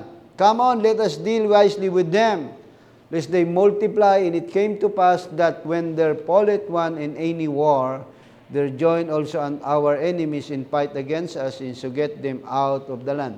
So yun yung nangyari.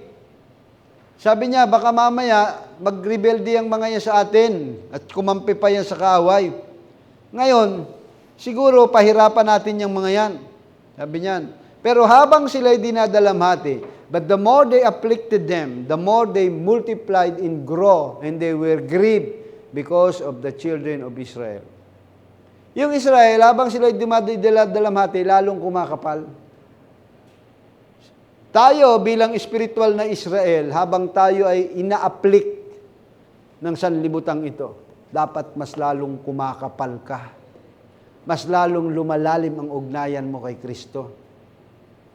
Hindi yan basta ipinasulat. Merong type in shadow yan, mga kapatid. Physical and spiritual. Dapat ang Kristiyano, mga kapatid, sa panahon ng kadalamhatian, mas lalong kumakapal. Remember, 120 lamang nag-start ang disciple of Christ in the day of Pentecost. Pero dumami ng dumami because of affliction. Bakit ngayon? Konting affliction lang, kaunting dalamhati lang, bumabagsak na ang Kristiyano. Paunti ng paunti ang mga churches ngayon dahil sa mga kadalamhati ang nararanasan. Dahil wala ang salita ng Diyos sa kanila. Dahil kung nasa kanila ang salita ng Diyos, hindi sila kayang tinagin ng anumang mga pagsubok na mararanasan nila. Mga kapatid. Tingnan mo sila, patuloy ang kanilang pagdami. Habang sila'y dinadalamhati, lalong kumapal, lalong dumami, lalong kumpampal. At kinaputan nila ang mga anak ni Israel. Exodus chapter 1 verse 12 and verse 13. And the Egyptian made the children of Israel to serve with rigor. Rigorous yung kanilang paglilingkod. Sobrang hirap. And they made their lives bitter with hard bondage and mortar and brick. In all manner of the service in the field are they service, wherein they made them serve was with rigor. Tingnan po ninyo, habang sila ay pinamumuhay sa masaklap na pamumuhay, pinaghahalo sila ng argamasa at ng laryo, sari-saring paglilingkod sa bukid, sa lahat ng paglilingkod nila, merong kabagsikan, pero nananatili pa rin silang nagiging tapat at patuloy ang kanilang pagdami. Ganito rin ang ginagawa ng kaaway ng sanlibutan ito. Ang mga anak natin ay binibigyan ng mga trabaho, pinapahirapan sila ng trabaho. Akala nila maginhawa yung trabaho na yan. Actually, yan ang nagpapahirap sa kanila sa paglilingkod nila sa Panginoon. Pero makikita mo yung Israel, patuloy sila sa kanilang pagdami. na sa kabila ng dinadagdagan ng kanilang trabaho, ang totoo nga, nung sa panahon ni Moses, sabi riyan, simula ngayon, hindi na kami magsusupply ng mga dayami sa inyo, kayo na mismo ang kukuha. At kung ano yung bilang ng ipinagawa namin, ganun din ang inyong gagawin. Hindi ba ganyan ang ginagawa ng mga kumpanya ngayon? Kahit linggo, pagtatrabahuhin ka, 70% ng tax ang ibibigay sa iyo. At 30% ng, ano yun? May additional 30%, di ba? Anong tawag doon, Sister Marjorie? Pag halimbawa, double pay ba pagka linggo? Double pay. Pero hahatawin ka naman nila sa tax, 70%. Wala ring nangyari sa pinaghirapan mo. Pagkain na lang natira. Ganyan ang ginagawa ng sanlibutang ito. Pinapahirapan ng mga anak ng Diyos. Pero sila, nagpapatuloy sila. At nang wala silang magawa, and sabi ng verse 15, Exodus chapter 1, verse 15, And the king of Egypt spake to the Hebrew midwives, which was the name of one was Sipra, and the name of the other is Puah. Merong dalawang Hebrong manghihilot, Hebrea. At ang utos sa kanila, and he said, When you do the office of a midwife to the Hebrew woman, and see them upon the stalls, and if be a son, then ye shall kill him. But if it be a daughter, then shall be, and then she shall live. Kapag ang ipinanganak ay lalaki, patayin ninyo ha. Pero pag babae, bubuhayin ninyo. Bakit? Alam nila na ang mga Hebreo people ay hindi yan nag-aasawa ng hindi nila kauri. At ang purpose lamang para maubos ang lahi ng mga ito, kailangan ang mga lalaking Hebreo ay mamatay dahil sila ang carrier ng binhi. Mga kapatid, alam nyo ba na sa Europe, mabilis dumami ang mga black people nung araw? Ang mga colored people, pag nanganak, 9, 10, 12. Samantalang ang mga Caucasian, isa lamang ang kanilang anak. So ano ang ginawa nila? Binaksin para mga baog ang mga colored people sa Europe dahil namamanipula na nila yon.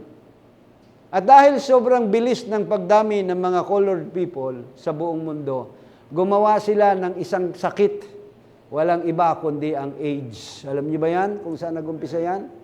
Itinurok yung AIDS na yan, galing yan sa hayop, galing sa unggoy. Para ang mga black people na ito ay mga ubos, mga matay. Pero ngayon, iba ang sitwasyon. Hindi lamang ang mga colored people ang target para maubos. Ang mga Kristiyano na ngayon, by vaccine, ay tinuturukan. Kaya pag anak ng bata, hindi pwedeng manganak sa bahay. Kailangan sa birthing station para yung bata kukunan ng dugo, tuturukan na kaagad yan. Ganyan ang ginagawa ngayon. Kaya, mayroon bilang lamang. Kaya kita mo sa panahon natin, bata pa lamang may high blood, 25 years old, nagdadialysis na. Dahil po yan doon sa mga nangyaring ginawa nila. At ito ang ganun sa unang panahon, uubusin sila. Sabi niya, pag nakita mong lalaki, ang bata, patayin mo. But the midwives feared God and did not as the king of Egypt commanded them, but saved the men, children alive. Hindi nila pinatay yung mga batang lalaki, natakot sila sa Diyos eh. Iniligtas nila yon. And the king of Egypt called for the midwives and said unto them, Why have ye done these things? And have saved the men, children alive. Bakit nyo binuhay yung mga batang lalaki? And sabi nung anto ang kanilang dahilan, and the midwives said unto Pharaoh, Because the Hebrew women are not as the Egyptian women, for they are lively and are delivered ere the midwives come in unto them. Magagaling sila, mabibili sila pagdating namin doon. Tapos ng mga anak ang mga babaeng Hebrea. Paano namin papatayin pa yung bata na yan? Kami naman ay kakasuhan. And therefore God dealt with the midwives and the people multiplied in wax very mighty. Kaya kita mo, gumawa ng mabuti ang Diyos dun sa mga hilot. Pinagpala yung mga hilot. At ang bayan ay kumapal at totoong mga makapangyarihan. Dumami sila Dahil sumusunod sila noon. Yung mga affliction na naranasan nila, hindi hadlang yun, mga kapatid. Para ano? Para sila ay tumigil. Dapat ganun din tayo bilang anak ng Diyos. Yung mga kadalamhatian, yung mga kahirapan, yung mga persecution. Kahirapan, ano ang sabi ng Roman 8:35? Yun ba ang pwedeng magpahiwalay sa atin? Ang kahirapan? Sino ang makapaghihiwalay sa atin sa pag-ibig ni Kristo? Ang kapighatian? O ang kahapisan? O yung pag-uusig? Persecution? O yung kagutuman? Yung kahubaran? Yung perils o panganib? O sword? Pag-uusig? Yan ba ang pwedeng maghiwalay sa atin? If God be with us, who can be against us? Dahil ang Diyos ay naroon sa kanilang bayan, sa bayan ng Diyos, ang Israel, mas lalo silang kumapal, mas lalo silang dumami. Mga kapatid. So ganyan dapat ang iglesia ng Panginoon. Ganyan ang nobya ng ating Panginoon. And pero church, verse 22, and pero church, all His people, saying, every son that is born shall cast into the river, and every daughter shall live. Lahat ng mga lalaki na ipanganganak, ipakain nyo sa mga buhaya doon sa Nile River. Saklap niyan, ano? Papakain sa buhaya? Makinig lang kayo. Yung mga batang lalaki, ihahagis doon sa Nile River, kakainin ng buhaya. Kaya ang nangyari kay Moses, inilagay yan sa basket ng kanyang nanay, na sino ba yung nanay niya? Imutan ko na. At dinala ni Miriam at ipinaanod habang naliligo yung anak na babae ng hari, at naligtas yan. Mga kapatid. Patuloy ang kanilang pagdami hanggang sa sila ay umalis. Makapal na sila bago sila umalis. Sa panahon ng pagdating ng ating Panginoon Jesucristo, puntahan natin sa aklat ng Mateo kung paano ang persecution na nangyari sa kanila, na lahat din ng batang lalaki ay pinagpapapatay. Nang ipanganak ang ating Panginoon, nakita ang palatandaan, ang araw ay nakita. And then, sabi niya, puntahan mo. At nung sabi niya, where is the King of the Jews? Sabi ng chapter 2 verse 1. Where is the King of the Jews? Nagtanong sila, nasaan ang hari ng mga Hudyo? Ano sabi ng hari ng Paraon? May hari pa. Sabi ni Haring Herodes, ano? May hari pa ba? Maliban sa akin? At alam niyang threat sa kanyang kaharian, yun ang isip niya. Nagiging threat sa kanya yon. Sabi niya, sige, puntahan ninyo. At pag nasumpungan ninyo ay pupunta ako upang sambahin siya. At naglakbay ang wise men. At pagdating na laron ay ang nangyari ay inihiwalay na sila ng anghel. Kaya dito sa Matthew chapter 2 ay iniutos ng anghel, verse 13, hahanapin ni Herodes ang anak mo upang puksain. Pumunta kayo doon sa Ehipto hanggang mamatay siya. And then sa verse 16, then Herod, when he saw that he was mocked of the wise men, was exceeding wroth, and sent forth and slew all the children that were in Bethlehem, and all that caused thereof, from 2 years old and under. Nakita ninyo? Pinapatay ang lahat ng sanggol na lalaki sa buong Jerusalem, mula sa gulang na 2 taon hanggang pababa, alinsunod sa maingat na pagkasiyasat sa mga pantas ng lalaki. Kaya yung bata na nandun sa Bethlehem, na pinagkakatuwaan ninyo every December, hindi totoo yun. Dahil 2 taon na ang nakalipas bago dumating ang wise men at nasa bahay na si Kristo. Child na siya, hindi infant. 2 taon na siya. Kaya ayon sa pagkakasaliksik sa paglabas ng bituin, sabi ng mga pantas, 2 taon na ang nakalipas. So ganito ang gawin, lahat ng lalaking ipinanganak ng 2 taon pababa, patayin yan. Pero bago nangyari yon, pinaalis na ang ating Panginoon Jesucristo. Ang batang ito ay inalis na. Nanuhay sila sa Egypt. Kaya ang sabi ng hula, buwat sa Ehipto, tatawagin ko ang aking anak. Kaya kailangan natin mag-aral. Hindi tayo basta naniniwala, "Uy, si Kristo yun, baby in a manger." Yung batang dinalaw ng 3 haring mago, si Melchor, Gaspar at si Baltasar pa raw yun. Ang pangalan sa Bible yan eh. Di ba? Ano yun? Irresponsible si Joseph sa tingin nyo? Na 2 taon na, nandun pa rin sa sabsaba ng tupa ang tirahan niya. Napilitan lang sila ron kasi wala na talagang matirhan.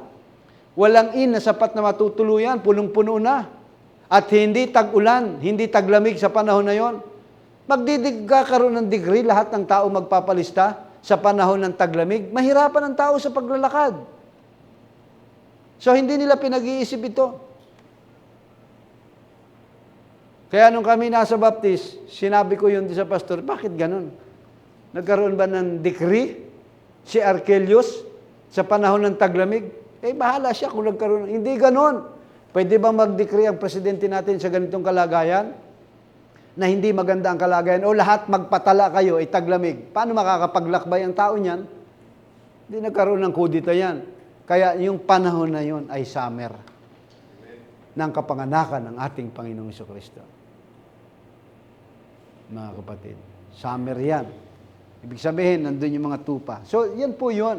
So, ang point ko rito, tuwing ang Panginoon ay babalik, mayroong namamatay. May nagsasacrifice.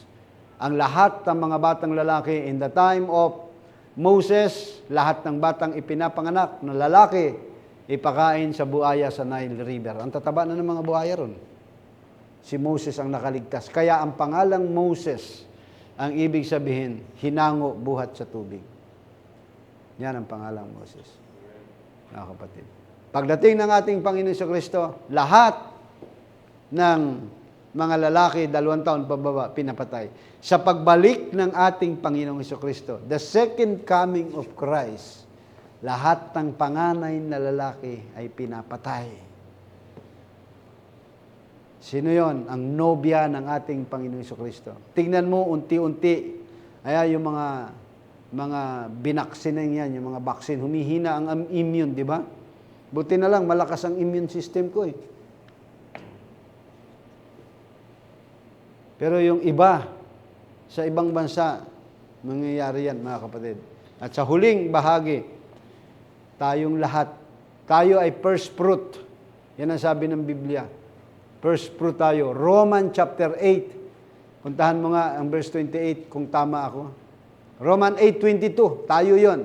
First fruit, 8:22. Sapagkat nalalaman natin na ang buong nilalang ay humihibik at nagdaramdam na may kahirapan hanggang kailan? Nakasama natin hanggang kailan? Hanggang ngayon. Diyos ko po, kahit sa Ipugaw, parang sobrang init. Parang pugon. Grabe ang init talaga. At kung kayo ay gusto niyo mag-ihaw ng itlog, kayang maluto yung itlog sa tindi ng init. Napakainit na ng lugar. Bakit? Kahit ang mundong ito, humihibik na. Kaya kayong mga matatanda, kayong pakalat-kalat pag tanghali, pahinga lang kayo. Sobrang init. Kahit nga yung bata pa, sobrang init. Uminom kayo lagi ng maraming tubig. Kasi iyan ang sabi ng Biblia. Ang buong nilalang, all creation, travail in groan, in pain.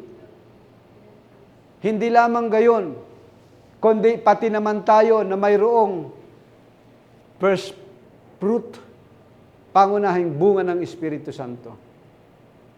So, kaya, mga kapatid, ang ginagawa ng kaaway, gusto niyang lipulin tayo. Sa pagbabalik ng ating Panginoong Jesucristo, merong mararanasan tayong persecution. At ngayon, nakakaranas na tayo ng mga persecution. Sa tuwina, may mga persecution tayong nararanasan. Kaya, mahalaga na bawat invitation ng ating Panginoon. Hindi ang pastor ang nag-i-invite. Ang banal na Espiritu Santo ang nag-i-invite. Bakit? Ano ang purpose? Para damitan tayo ng damit pangkasal. Pagbalik natin dito, 1 Thessalonians 4:16. Tingnan ninyo. 1 Thessalonians 4:16. Sapagkat ang Panginoon din ang bababang mula sa langit. Mayroong isang sigaw, mayroong isang tinig ng arkanghel, at may pakakak ng Diyos. At ang nangamatay kay Kristo ay unang mga bubuhay maguli. There have a shout, the voice of the archangel in the last trump of God. Merong shout. Pag sinabing shout, it's an invitation. Merong invitation sa shout. Mga kapatid, ini-invite tayo. Kailangan ng shout. Bakit? Ang iglesia ng Panginoon ay mahimbing na. Matthew chapter 5 verse 25 verse 6. Merong shout. And at the midnight there was a cry made. Pagkahating gabi ay may sumigaw. Nabubuhay tayo sa midnight, hating gabi. Narito ang kasintahang lalaki, magsilabas kayo upang salubungin siya. Bakit kailangan sigawan? Natutulog kayo. So there have a shout. Sino ang sumigaw sa ating panahon? Sino ang gumising sa ating panahon? Ang mensahe ng ikapitong mensahidor ng ating kapanahunan. Yung mensahe niya, yun ang sigaw, pero hindi natin maintindihan pa. Pero nung marinig natin yung sigaw, merong sunog, anong gagawin mo? Lalabas ka. Alam nga namang nakahiga ka pa rin, may sumisigaw ng sunog. Kailangan mong lumabas. Lumabas tayo sa sistema ng mundong ito. Lumabas tayo sa sistema ng denominasyon kung saan nandoon tayo. And then after ng shout, voice of the archangel. Yang mensahe ng propeta ang naghahatid sa atin, mga kapatid. And the last trump of God, mga kapatid. Ano yung voice of the archangel? Yung mensahe. And the last trump of God, yung final. Ang voice of the archangel, ang Revelation chapter 10 verse 7. At the days of the voice of the seventh angel, when he shall begin to sound, the mystery of God shall be finished, as he declared his servants the prophets. Sa araw daw ng tinig ng ikapitong anghel, pagka malapit na siyang humihip, kung magkagayoy ganap na ang hiwaga ng Diyos, that the mystery of God should be, mahayag na ang hiwaga ng Diyos. Pag-ihip ng ikapitong anghel, mahayag ang hiwaga ng Diyos. Mga kapatid, magaganap na.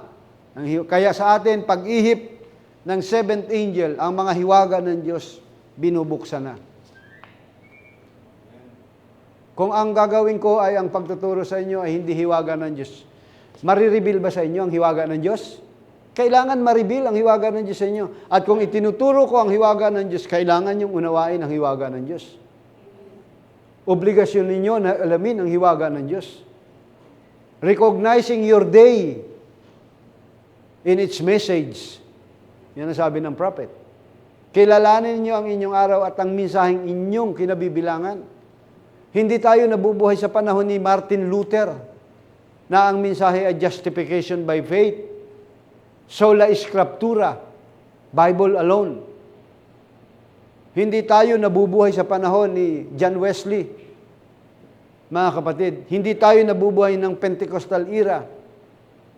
Nabubuhay tayo sa huling panahon, last of the last days, the end times, na ang hiwaga ng Diyos ay kanyang binubuksan, ina-unveil ang hiwaga ng Diyos sa atin. Ano yung last trump ng Diyos? 1 Corinthians 15, 51 to 53. That is the last trump. Tingnan niyo ang last trump. Narito, sinasaysay ko sa inyo ang isang hiwaga, mystery. Hiwaga pala ito. Hindi tayong lahat mangangamatay. Ngunit tayong lahat ay babaguhin. Magkakaroon ng transformation. Mga kapatid, babaguhin tayo. Physical transformation. Yung huklubang katawan, magiging bata na yan. Yung may rayuma, yung may diabetes, mawawala yan. Papalitan ng isang maluwalating katawan. At sabi riyan, narito sinasaysay ko sa inyo ang isang hiwaga, hindi lahat tayo ay mangangatulog, hindi tayong lahat mangangamatay. Ngunit tayong lahat ay babaguhin. Pag binago ka, uunang babaguhin sa iyo ay ang spiritual mo. From inner man to outside man. Yung buong pagkatao mo, babaguhin ng Diyos yan. Unti-unti, kaya nga merong pagtawag, merong shout, merong voice of the archangel. At ito'y merong invitation na doon sa loob ng iglesia, mga kapatid. Kaya kailangan mong magpatuloy, whether you like it or not. Kung gusto mo ikaw ay mabago, magpatuloy ka sa paglilingkod sa Panginoon. Pero kung ang hahanapin mo, puro kamalian, bubuksan ang kaaway sa iyo, puro kamalian, katulad ng mga Pariseo, na hindi sumilay ang katotohanan sa kanila. Kaya sabi ni Kristo, hayaan mong akayin sila ng bulag. Bulag sa katotohanan. Hindi sumilay ang ebanghelyo ng katotohanan sa kanila. Mga kapatid, hindi nakita sa puso nila ang ebanghelyo, mga kapatid. At sabi rito, ngunit tayong lahat ay babaguhin. Final yan. Bago magkaroon ng physical rapture, mauuna ang spiritual rapture. Ang tawag diyan ng propeta is rapturing faith. Ang rapture is change to another dimension. Yan ang rapture. Caught up, change to another dimension. Ililipat ka. So kung ikaw ay merong rapturing faith, ikaw ay nailipat na. Buhat sa kamatayan, patungo sa kabuhayan. Ibig sabihin, wala ka na sa sistemang ito, meron ka ng rapturing faith. Hindi ka na control ng gravitational force ng mundong ito, na pag ikaw ay nagugutom, hindi ka magsisimba. Na pag ikaw ay may kahirapan, susumpain mo na ang Diyos mo. No. Alam nyo ba, ang hindi pag-atin ng gawain ay pagsumpa yan sa Diyos? Dahil iniutos ng Diyos na ang ikapitong araw, siya ay nagpahinga mismo ang Diyos at binasbasan niya ang kanyang madlang gawa. Nais ng Diyos, tayo kanyang bilang creation. Sa araw na ito, basbasan niya tayo dahil tayo ang kanyang madlang gawa. Amen. Katulad ni Basti, i-represent ni Asuero, pero ayaw niya. Blasphemy ang ganong kalagayan. Blasphemy of the Holy Ghost. Sa Greek word, ang tawag diyan ay hamartano. Pamumusong sa Espiritu Santo at wala yang kapatawaran. The moment na hindi ka lamang pwedeng umattend, mga kapatid, yung ikaw ay between life and death. Naalaala nyo yung isang may karamdamang tao na gusto niyang makita at mapagaling siya ng ating Panginoon Jesucristo? May concern yung apat niyang kaibigan, gumawa ng duyan dahil sa dami, yung crowded, dumaan sa bubungan, binutas yung bubong at inihugos. Sabi niya, hindi pa ako nakakita ng ganitong kapananampalataya. Nisisambahin naman ni Israel. At bumangin, sabi, magbangon ka, tiklupin mo yung higaan mo. Kung tayo ay gustong gumaling talaga sa karamdaman natin, lumapit tayo sa Panginoon. Pisikal at espiritual na karamdaman. At kung yung tao ay mayroong espiritual at pisikal na karamdaman, buhatin natin para ilapit sa Panginoon. Ano sabi ni Pablo? Carry one another's burden. Magpasanan kayo ng kabigatan sa bawat isa. Yan ang trabaho ng mga anak ng Diyos. Kaya magkakaroon muna tayo ng rapturing faith. Mga kapatid, change to another dimension. Hindi ka na kontrolado ng Laodicean church, na lukewarm church. Wala kang sariling pangatwiran. Ang katwiran mo ay ang katwiran ni Kristo. Ang pananampalataya mo, hindi pananampalataya mo. Pananampalataya ni Kristo na ibinigay sa iyo.